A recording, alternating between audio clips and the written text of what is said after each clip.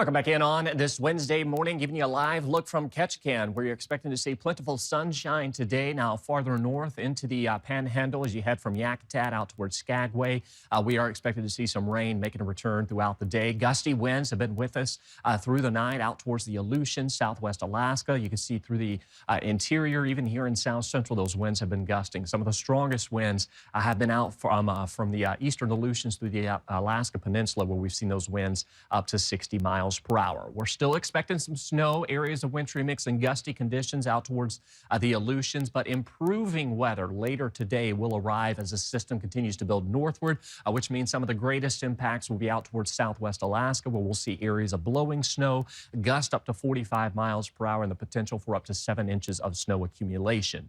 Now, that snow will transition to rain from south to north through the afternoon, so be prepared for that. And that as that occurs, that blowing snow will gradually die down. Meanwhile, across the Gulf Coast region, heavy rainfall to be expected. Up to 5 inches looks possible for Whittier. And of course, those high winds will steadily increase throughout the day. And you can see the impacts from this state will be felt as far north as the slope, where we do have that blizzard warning. Notice these, this is the isobars. This is the equal lines of pressure that we are seeing.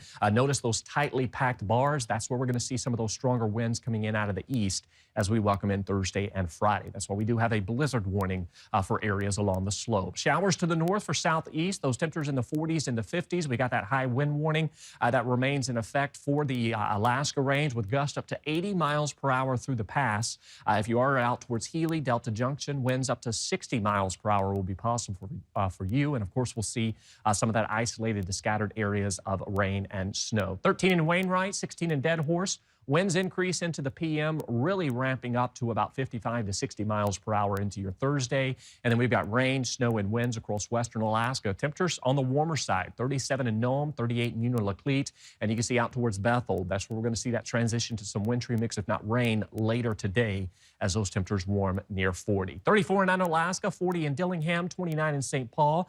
Additional amounts of about 5 to 6 inches of snow accumulation looks possible for Unalaska. And of course, we've got those winds increasing across South Central. Be prepared. Those winds will steadily increase with some of the strongest activity expected this afternoon into the evening hours.